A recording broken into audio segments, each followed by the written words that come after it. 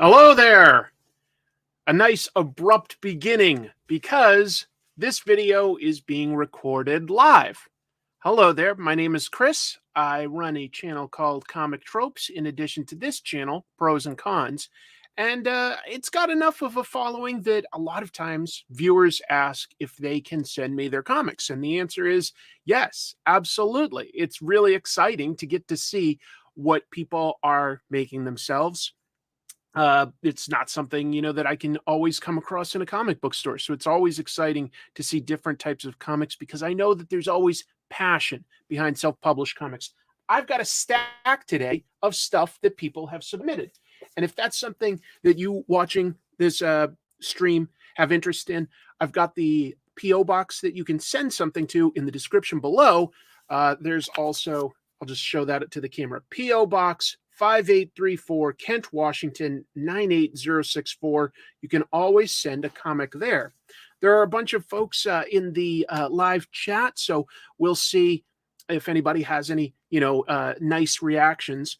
But let me add another camera here, and we'll get started taking a look at some really amazing, passionate stuff. I'll tell you guys, one of my most favorite things to do at any comic convention is always to walk Artist Alley, because I like to find comics that are a little off the beaten path. And no matter what the subject matter, the genre, the size and scale of the book itself, the quality, you could say, of the art and writing, you're always going to find passion with somebody who's taken the time to finish a story and get it actually printed or published. But I'm excited to start with this one. It says it's from something called Stapled Spine, not too far from me. It says it's coming from Oregon. There's a little stamp on the back there saying sup. I like that. Let's take a look. And we've got a little super chat. Didn't expect that, but thank you, Steve Sorensen. The Comic Trooper Comics. What size shirt do you wear? I wear a 2XL these days because I like it to be a little bit loose. So yeah, I've always got a bunch of t-shirts. All right, let's take a look. It looks like this is sort of fanzine type stuff. Yes, it is. Good. I like fanzines. I like fanzines a lot. I've been to some fanzine conventions. Oh, wow. Lot of material here. Let's take a look together. Stapled Spine Horror Fanzine, BR Valentine. More destructive, more terrifying. Oh, and this is a numbered one, 36 of 50. Okay. I like what I'm seeing so far. Let's take a look. There's a QR code. I'll put that up there so that people can go back, and if they want, they can just scan that QR code, and I'm sure that will let you bring up their website. So that's a great idea. I think QR codes are underused. Great little tool there. It is important to take time for yourself and find clarity. The most important relationship is the one you have with yourself. And it looks like this is Christopher Lee as Frankenstein's monster, if I'm remembering correct, if I'm enough of a horror expert to remember. I'm pretty sure that's what I'm looking at. Those Hammer horror films from Britain in the 60s and 70s are fantastic. There's Jamie Lee Curtis from True Lies superimposed over The Shape. Halloween, because of course she played Laurie Strode. That's funny. That's a good one. Let's see. Oh, some stickers. X-Ray FM.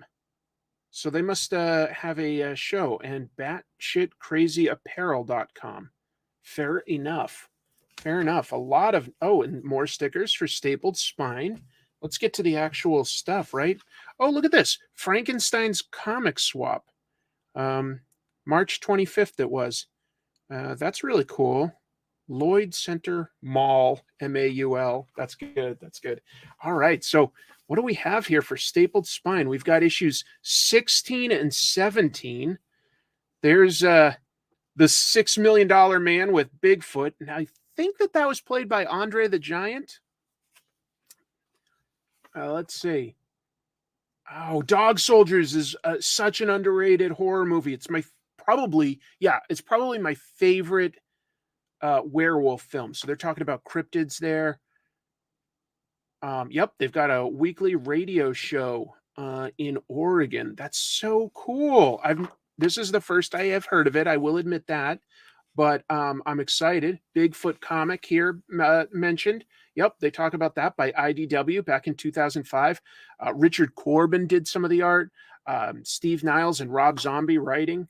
So there is some comic book related stuff in here. That's awesome. I will definitely be reading this cover to cover as a horror nerd. So thank you very much to Stapled Spine for sending me something that I know I'm going to enjoy.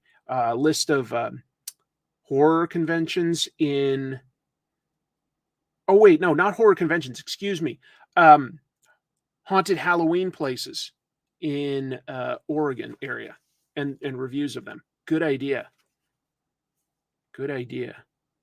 Some reviews of somewhat rare movies, some reviews of cryptid-inspired alcohol.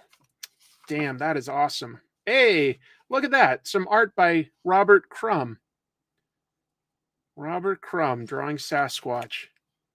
Well, that's comics. I got to do an episode about Robert Crumb someday. That's great. Thank you very much to Stapled Spine. There it is. If you folks want to take a look, a horror zine. Love it. I love it. And I will definitely be checking all that out. Here's another one from somebody named Omar. Got my handy dandy scissors here so that we can bust in ASAP.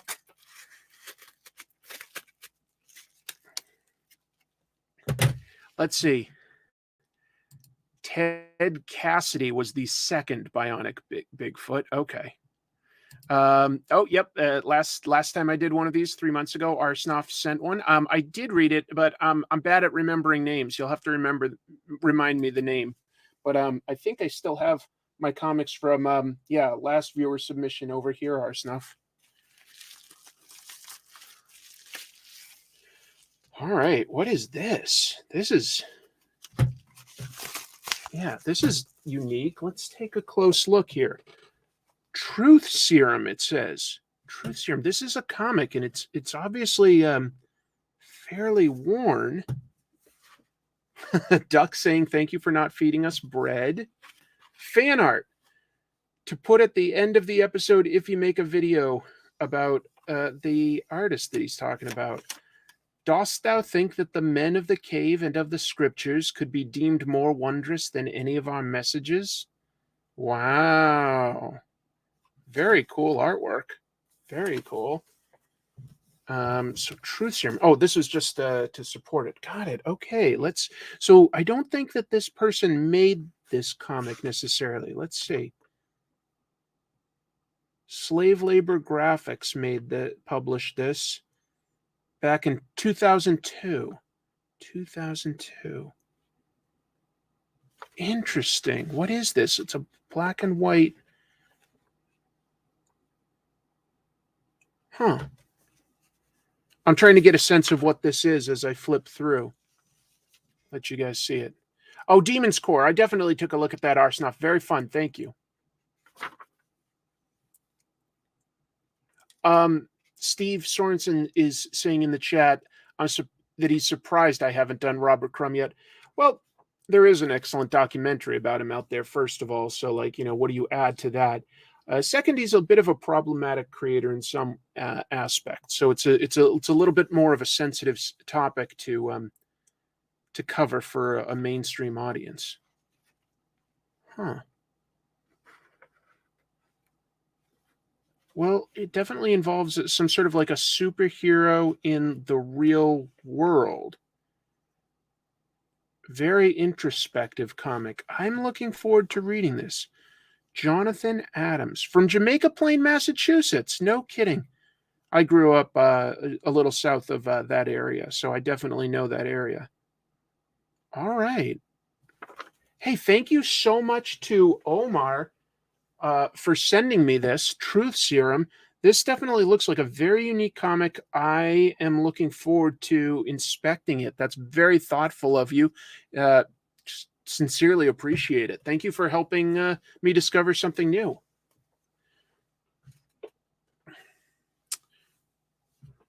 Let's see. All right. I've got some big packages here. This one comes from Buster. Buster. All right. How do I still use scissors? I'm always like, is there a tab to open these? I think I gotta keep using scissors. The clever ape uses the tools that he can create to get access to the shared communications about the human condition. I'm just talking poetically for no reason. Ooh, this is like some sort of a trade paperback in here. So let's see what Buster has sent me. The Last Aviatrix, Volume 1. That's ambitious. There's a little letter here, but I'm going to read that to myself first just to see if it's something I can share with everyone. Yeah, good. Okay. Hello, Chris, Comic Tropes. My name is Buster Kegel. I started drawing comics really at the start of the coronavirus pandemic, and your show has been a wonderful influence, showing new works I would have never thought to seek out and breaking down comics in a way that might take years to cultivate. Thank you. You introduced me to Daniel Warren Johnson, my favorite living artist. Thank you so much. I like him too. I'm sending you the comics I wrote and drew. They get better as they go. That without your show probably would still exist, but would definitely be worse. Thank you so much for giving to the community and being a brilliant jumpstart for those trying to get into and understand comics. Buster Kegel. Feel free to read this on the show if you want. No problem. Buster, thank you for the thoughtful letter. Let's take a look at what you've got here. Just a little piece of paper. The Last Aviatrix. So, okay, got it. This is going to be issues 1 through 4, and this is issue 5. Hey, and look at that. I got a remark inside done in like a silver Sharpie. That's cool. And let's take a close look at what this is. Ooh, wow. I already like the hatching and the screen tones that are being used to give this some depth. I'll tell you that. Yep. That's a good dynamic shot there. Low angle. It's always important to have something big for like an introduction to an important character. And it seems like both this lady and this plane are important characters. I appreciate that. Some good storytelling going on here. Varying up the shots. Fleshed out backgrounds so that I know where they are. There's a lot of good decisions being made here. A lot of good character work being done. You know, this artist and writer is putting some real personality and acting into their artwork. So I like that. Let's take a look. And then, okay, some extreme violence. I'm okay with that. I'm going to skip ahead a little and see, like, because Buster says it gets better as it goes along. Yeah, that's pretty badass, actually. And it looks like he must have done the lettering as well. But it fits. It's well placed. Tails are aiming at the person speaking. Their uniform. It looks like a post-apocalyptic story, like a Mad Max, except with a giant sort of C-130 size plane. Let's go ahead and quickly look at issue 5, since that's the most recent of the ones that was shown. And yeah, I could definitely see a little bit of evolution here. The inking is very confident here. There's some really thick lines being shown, and some really expressive faces. This is cool. Yeah, this looks really good. And the quality is up there too. Oh, wow. Oh, there's like a bomb going off. So like dumped out all of the screen tone just using harsh black and white. That is interesting how much that works. Ooh, that's interesting. That's challenging to do sort of fisheye perspective and have it look right, but well done. Well done. I am a sucker for this. Is good. Look at how much effort is spent on showing the impact of this explosion. We've got a house here starting to get a little bit of the shockwave and then just completely blasted away. There's some real energy here. A lot of good decisions being made by Buster in his book, The Last Aviatrix. Wow. Published December 2022. That's very Recent. Yeah. Thank you so much for sharing this. I'll be sure to add things like these websites in the description below after I finish live streaming. Well, actually, Chris, that may be a B-29. That's fair. I was going through it pretty quick, but yeah, Mad Max but with planes is actually a really good idea. The more I think about it, that's a really cool idea. Not that Mad Max didn't have planes. What was it? Beyond Thunderdome, I think, had a plane. The gyrocopter, or was the gyrocopter Road Warrior? I don't know. I do like Talking Heads. Yes. I wonder what kind of music gets listened to when a book like this is created. But very impressive. Very impressive. I think a bunch of people watching this will want to check that out, Buster. I'm not just saying that. All right. This one's coming from international, all the way from my neighbors to the north, Canada. Chemdog typed Master Blaster, so I'm obligated to do my Auntie Entity impression. Master Blaster, who ran Barter Town? Master Blaster runs Barter Town. Say it louder.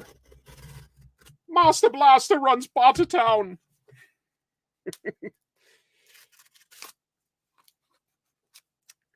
Gyrocopter was Road Warrior. Okay. Oh, this is exciting. Look at this. Somebody's using a gem mailer and some tape saying Dream Key Comics. So maybe that gives us a hint as to who's giving us this. Let me cut carefully. I want to go fast because I know this is a video, but I also want to be careful that I do not damage a comic. I don't know about you guys. It hurts my heart when I damage a comic. As I say, with like a stack of weekly comics here to my side, like that aren't really being protected that well. Ooh. I think it says Death Shroud. Death Shroud. This sounds familiar. I think that the writer of this sent me like a message through one of my social media channels. This sounds a little familiar to me, but let's take a look. Get some of this tape off so that we can look at something called Death Shroud. Huh. I don't know it yet, but I'm about to get to this so that we can all look at it together.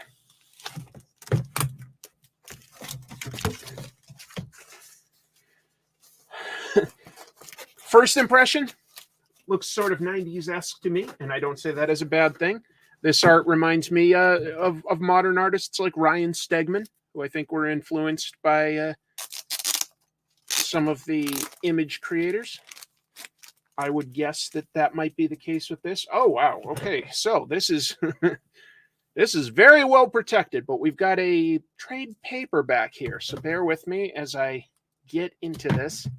Bust a deal, face the wheel. So the chat has just become nothing but quotes from the third Mad Max movie. My favorite has become Fury Road, for the record. But the Aviatrix, planes, good idea. Ooh. All right, this is kind of exciting. Look at the quality. Nothing bad can be said about the overall printing here, I don't think. This is a nice, glossy, very thick cover. Creator and writer Chad Larson. Art by Kanan White and V. Ken Marion. Looks like... oh, hold on. It says that there's a variant cover by Ryan Stegman. So when I said this reminded me of Stegman, maybe that's because this is Ryan Stegman. That's funny. That's funny. I recognized it without knowing I recognized it. And they have other covers by people like Brett Booth. Okay. Tyler Kirkham. Is that? I can't quite tell. I think that this one is the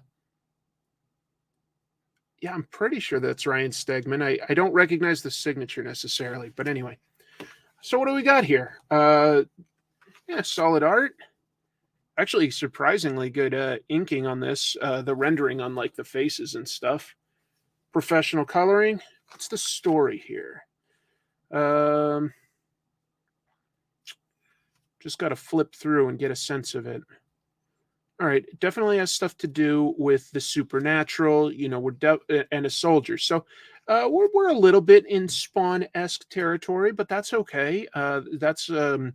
Spawn is hardly like the first story to do something like that. You know, character that drives a Faustian bargain. Okay, definitely loses his wife and is working with these bad guys to get the kid back. But yeah, definitely professionally done.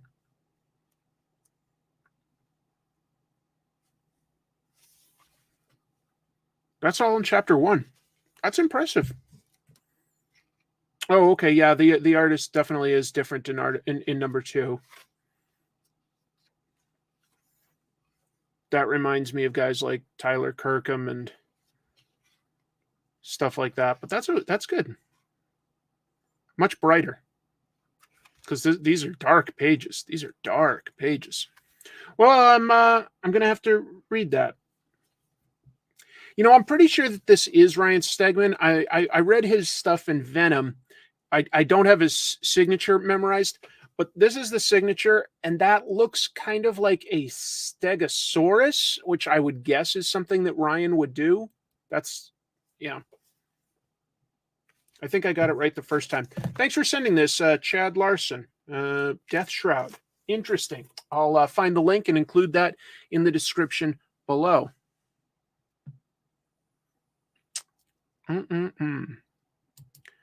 Kanan has done some pro work, I think. I think so too. That name sounds familiar, but I can't think of what it would have been.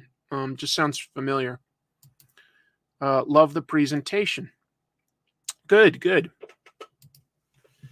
Let's see what else. There's still a few more things, and I want to keep this going so that like the video itself isn't too long for anyone that wants to sort of just get a flavor for these comics and see what is their style. I want to just keep it moving at a good pace. This one is coming from something called Unlikely Heroes Studios. I love some of these names. Can't be easy to come up with a studio or a production name. Another, I think I said just Gem Mailer, but Gemini Mailer is what I meant to say. And here's another.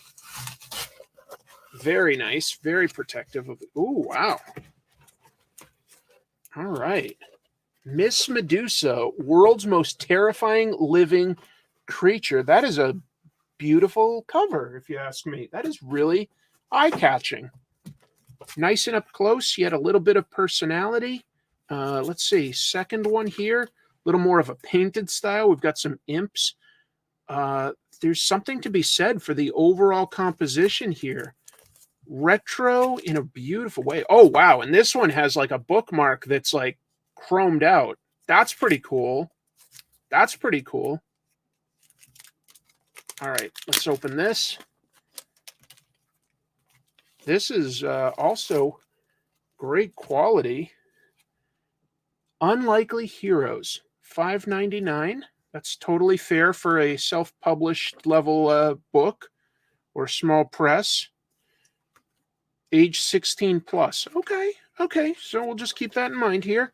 But this is the level of quality you would get from any mainstream publisher. This is actually a really thick, glossy cover, nice thick pages. These are better quality than I would say what Marvel is using these days. Marvel's are a little thin and fragile. But let's see. We've got the people that worked on this: Matt Frank, Paul Hanley.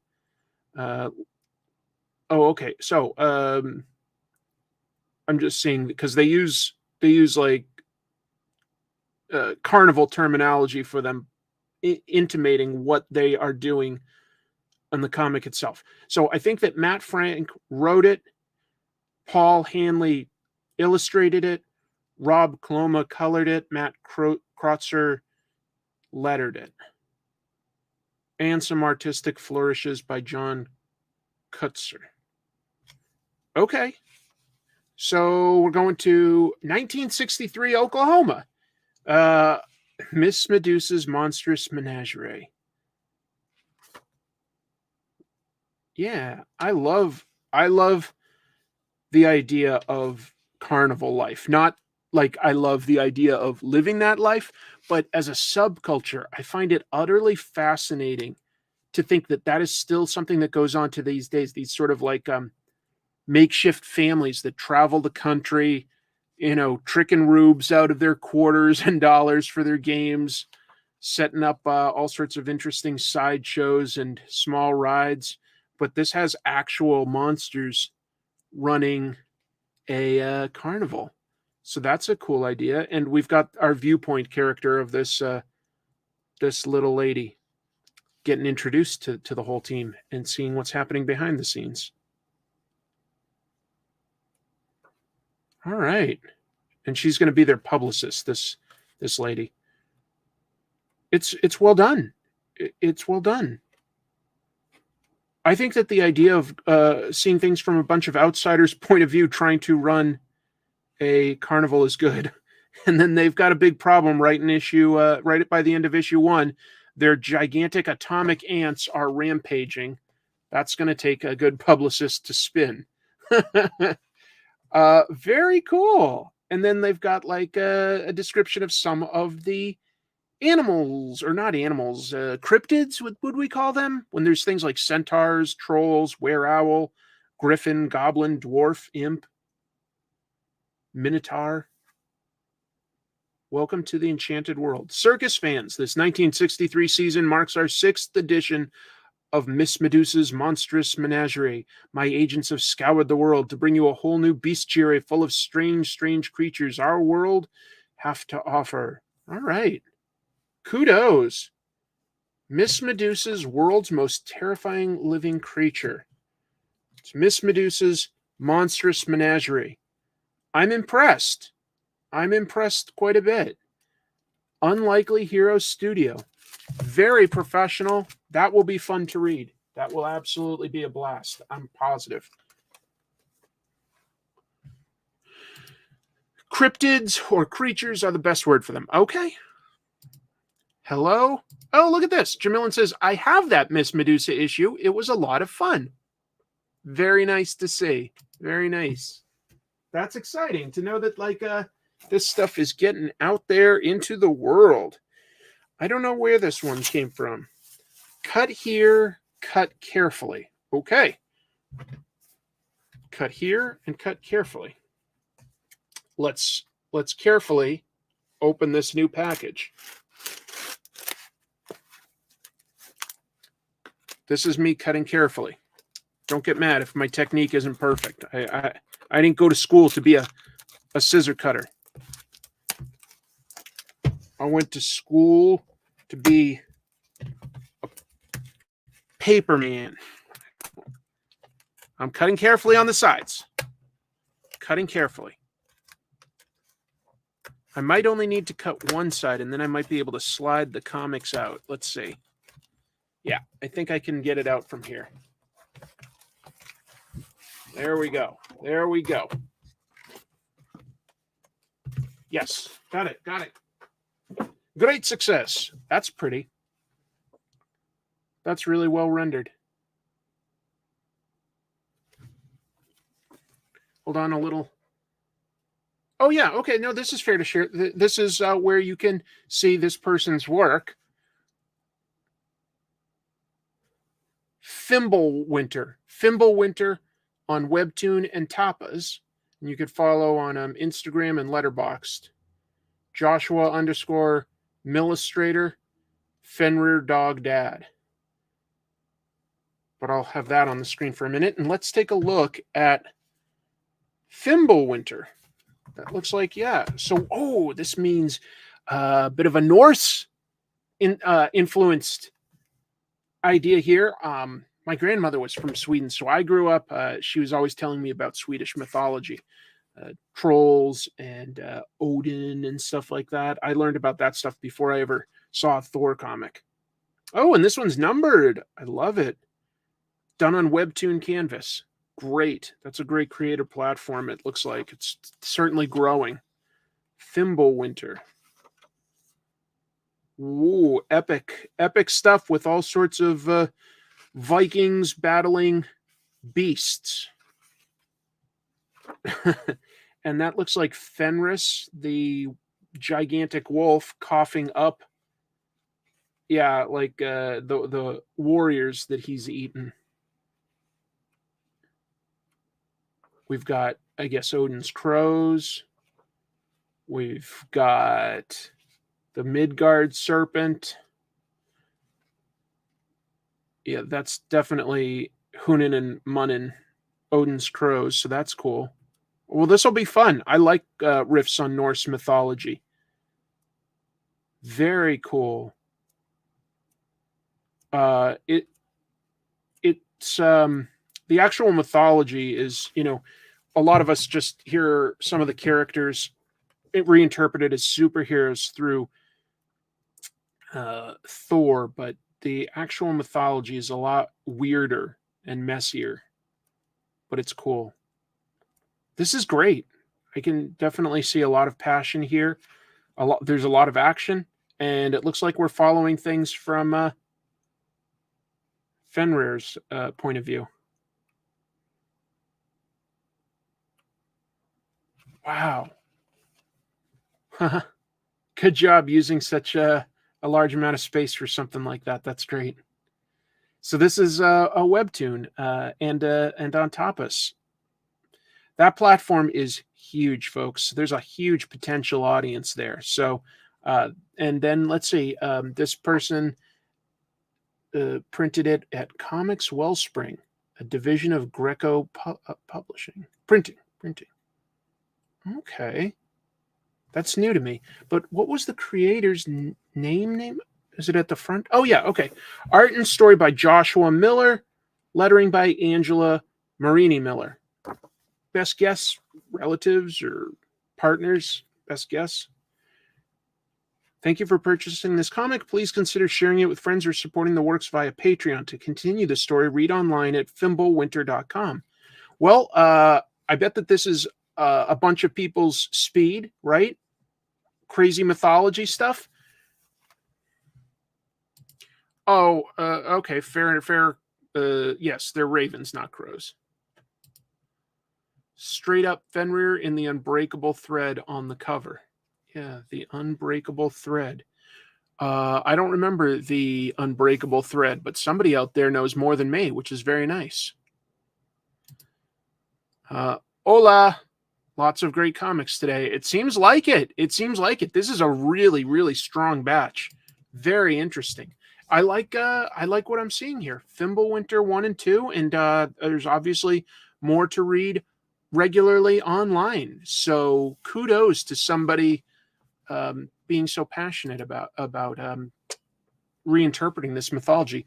Yeah, Renfield, by the way, story by comic book writer Robert Kirkman.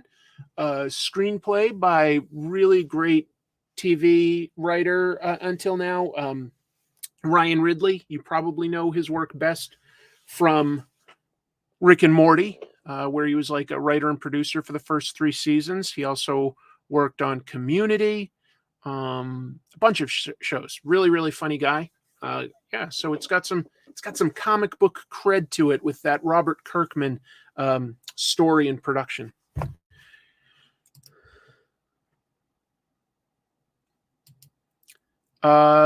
No, I didn't say anything about nudity.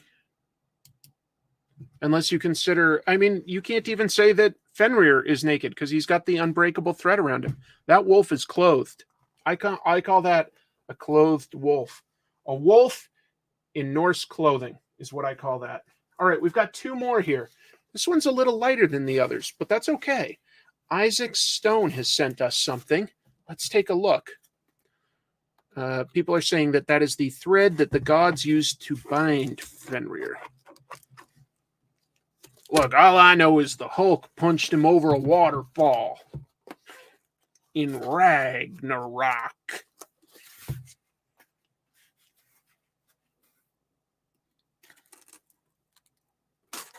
Okay, come on, Chris. Get in there. This one's a little trickier to find the opening for. Oh, there we go. There we go. Victory. Great success. There we go. Ooh, a letter. You all know that I will always take a moment to look at a letter quietly because I don't know if it's safe to read to everyone. But I'll say this just real quick. This is hand lettered and it looks really professional.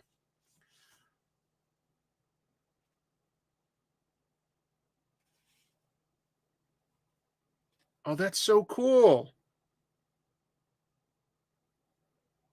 Okay, I think that I can share this. All right. But it's a long letter. Isaac Stone penciled, inked, and lettered this comic that we're going to look at, which is, I don't want to spoil it. I'm just going to show it to you guys, but I think it might look a little familiar based on what he just wrote to me.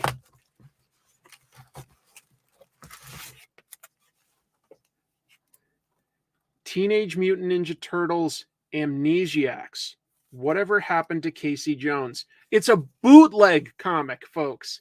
Look at this. By the way, love the latest episode. Well done. Thank you so much, Steve. That's nice of you. That is nice to you. Look at this. Bootleg comics. What do I mean by that? Sometimes people take existing properties and they basically make a fan comic about it. That's what I mean by bootleg. And much respect. They know that they're not going to be able to necessarily like sell these in a massive way, but they're so passionate about it that they still took the time to, make an actual comic here. And I believe the letter said that they were sending it to IDW to see if they would be interested. Yes, very similar to Dojin that they make in Japan.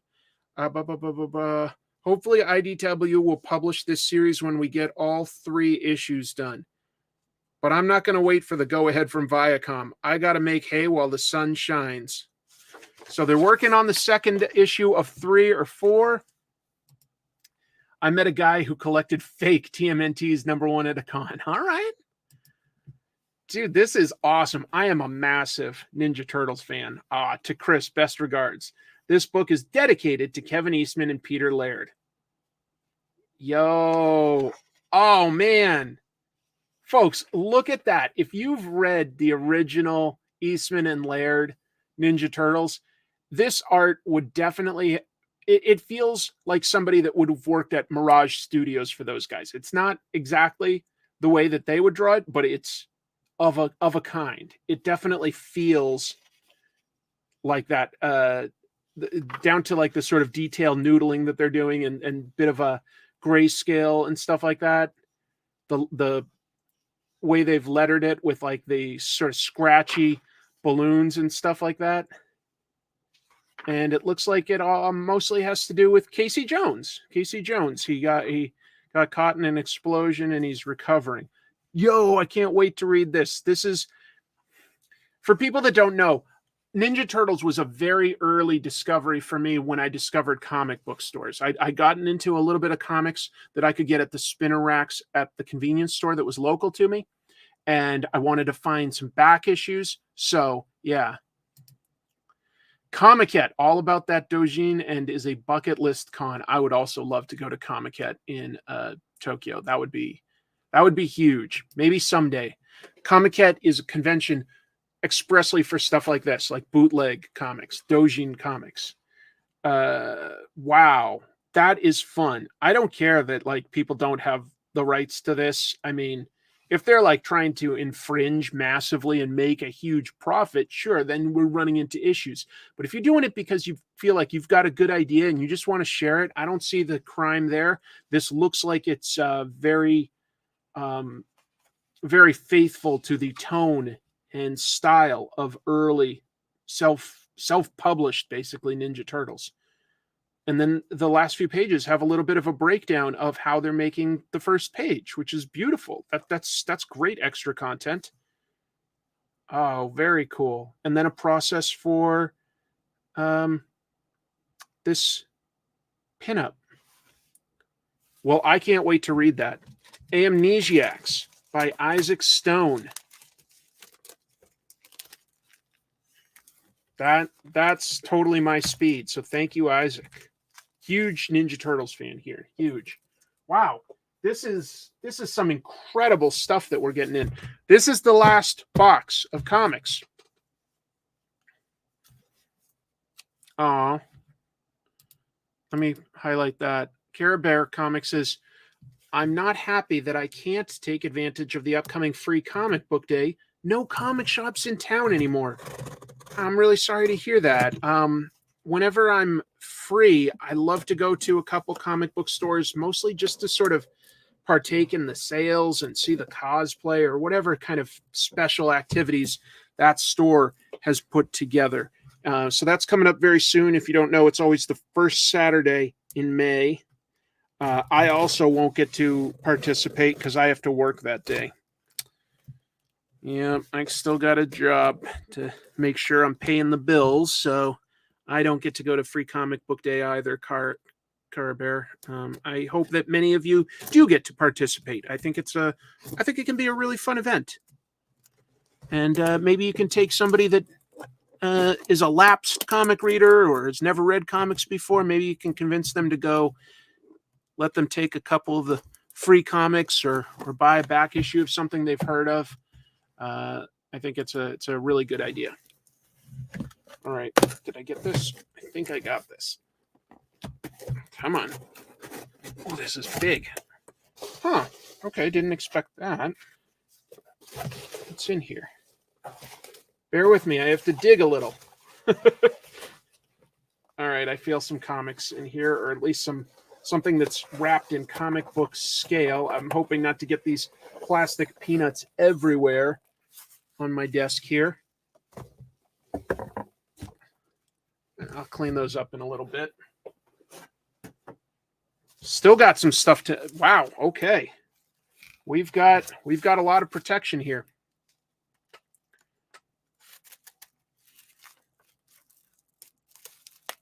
Got to get through some more tape. That's good. It's in tape. It's reinforced with cardboard. And it's in a plastic bag, just in case, I guess, it went through some rainy weather. I don't know. Let's see what we got under here. The tape is sort of caught amongst the plastic. I'm just going to have to rip through some of this. Bear with me. All right. There's a letter. Let me look at this letter real quick.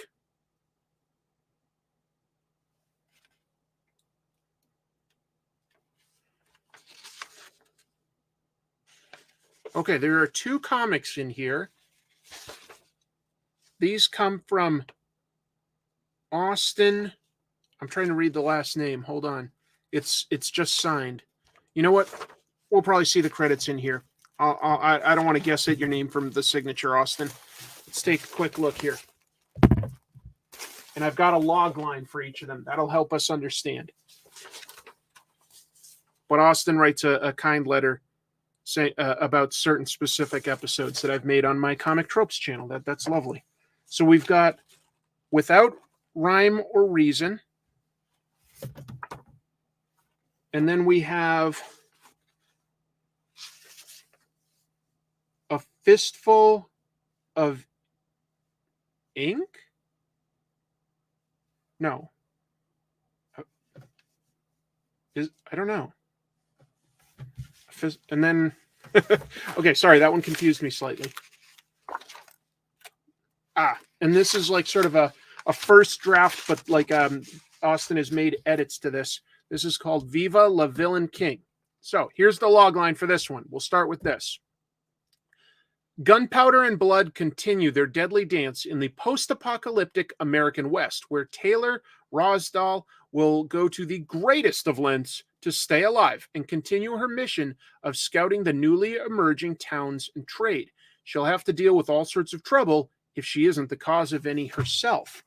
All right, let's take a look. So we're a post-apocalyptic Western. Nothing wrong with that.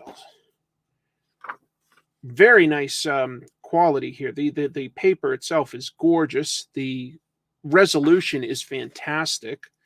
And the art style is very confident. It is what it is. Very open, but doing really fun stuff with textures. Look at like all the different textures in play here for like the pebbles, the rocks, the rust on the truck. A lot of good decisions there.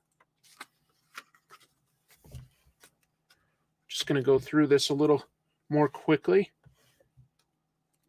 But yeah, well done, Austin. Does it have his full name in here? Because I don't want to just keep saying just Austin.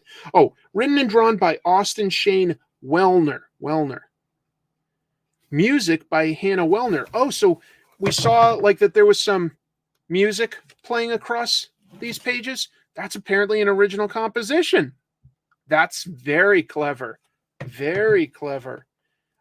And occasionally they have these photograph fumetti, you might call it, panels inserted. It definitely breaks things up in a very interesting way. I like it. I like this black, white, and red style. There's notes there about where there's like some edits for like future editions. All right, so we've got our post-apocalyptic Western, and then let's take a quick look also at Without Rhyme or Reason, and he's got a log line for this one. Forest Rangers Pepper, PG, Gallagher, and rookie Jimmy Noguchi bushwhack their way into a rabbit hole of criminal conspiracies, illegal goods, theft, and murder. Are these crimes connected, or could it all be without rhyme or reason? That's a good idea. That's a good idea. Like having seemingly unrelated things and like wondering if it connects or not. Aw. What a lovely little art style here we've got. This is very charming. I love the color scheme as well. It's kind of gentle, and that suits a forest-based story. All right. So that's also that. So we've got a post-apocalyptic Western, and we've got a nature-based sort of crime book, and then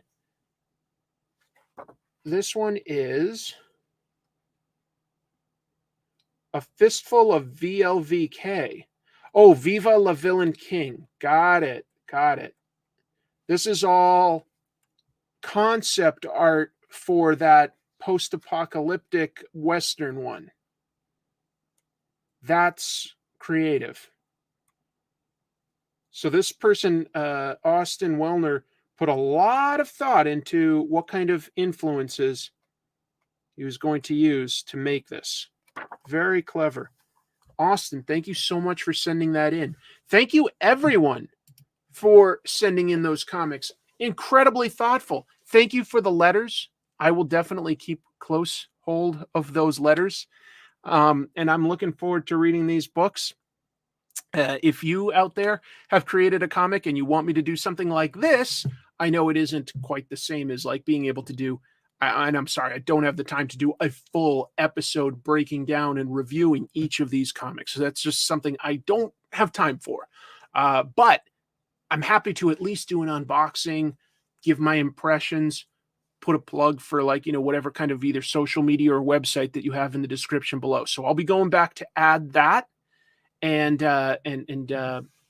yeah, just incredible ideas. The genres, that was a pretty wide range of things. Austin had a crime book and a post-apocalyptic Western.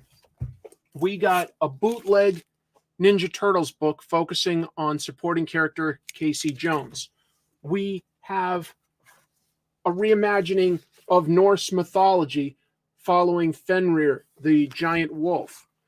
We have a period piece with cryptids, with the Miss Medusa's monstrous menagerie.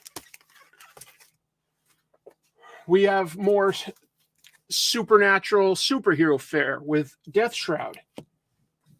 I don't know what to call this small press item from Slave Labor Graphics yet, but I will be reading it, and I appreciate sending that. And then some horror fanzines from Stapled Spine. A lot of really interesting stuff. Thank you very much. I love digital comics, but there's something very fun about discovering paper comics that you can like flip through and just, you know, see the creativity dialed up to 11. Amazing. Thank you, everyone that sent in these. Thank you, everybody that's here in the chat. And thank you if you're watching this later.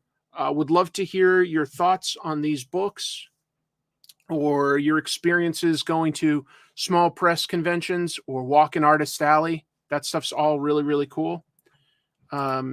Absolutely, Mr. Vic. Just to reiterate, the address. Let me pull that up on one of these. Address, if you want to send something, I'll have it in. It's in the description, but you can send it to Comic Tropes, P.O. Box 5834, Kent, Washington 98064, and I'll take a look at it. It's the least that I can do, but I really appreciate everybody being here, and we'll end with a double salute. That's what I'm giving you. That's how much I respect all of you. Thank you so much for being here. We're coming up on 51 minutes, so I think that's as good a time as any to end this and let us all get some food to eat. Because no matter what time you're watching this, it's always a good time to eat a little bit more food, or at least drink some water. I don't know what I'm saying. Thank you, everyone. Keep reading comics. Bye.